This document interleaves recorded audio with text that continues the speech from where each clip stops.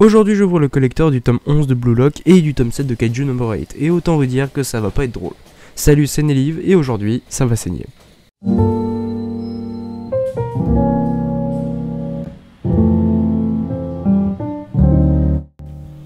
Suite à mon dernier unboxing, pas du tout cool pour moi, je me suis demandé quel collector j'allais bien faire et surtout comment varier les plaisirs pour ne pas rester dans la même routine.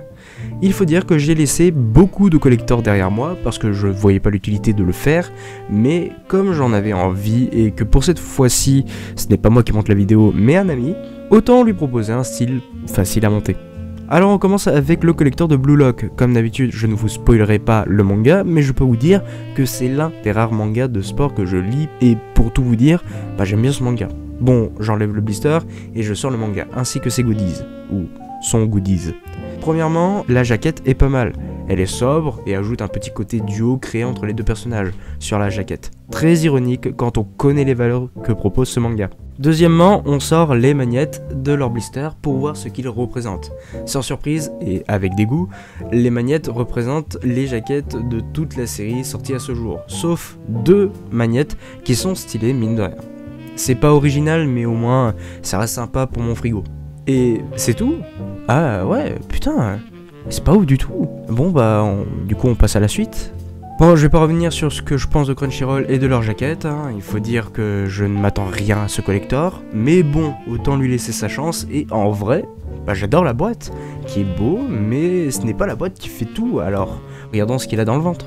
Pour vous informer, je me suis fait zéro spoil sur ce collector, mais j'ai vu les retours sur Mashal, et ça ne me dit rien qui vaille.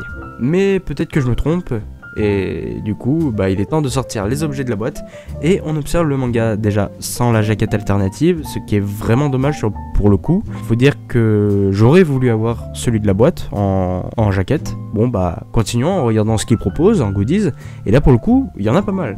On commence par les planches de stickers qui sont sympas et dans lesquelles je les ai utilisées pour décorer mon bouquin. Un ex-libris que j'aime bien, surtout avec les petites traînées sur le corps, ou bien sortant de la bouche du Kaiju No. 8. Et le dernier goodies qui me fait extrêmement plaisir, c'est le marque-page en métal, qui est de toute beauté. Rien à redire là-dessus. Mais bon, c'est tout. Je peux pas dire que je suis vraiment content de ce qui m'est proposé.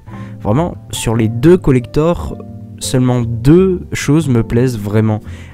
Et c'est juste du foutage de gueule en fait. Ce qui, vraiment on peut le dire, c'est les deux pires collectors de la saison, de mon côté. Ah et tiens, pour ceux qui sont curieux de voir ce que ça fait, les tranches avec les tomes de Crunchyroll, oh non c'est vraiment dégueulasse.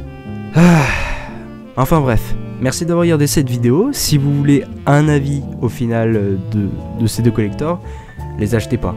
Vraiment, même pour un fan, ça vaut vraiment pas le coup. Pour leur prix, c'est du foutage de gueule, mais bon, on n'y peut rien. Sur ce, je vous laisse. Je vous dis à très bientôt pour une prochaine vidéo. C'était Nelive. Ciao.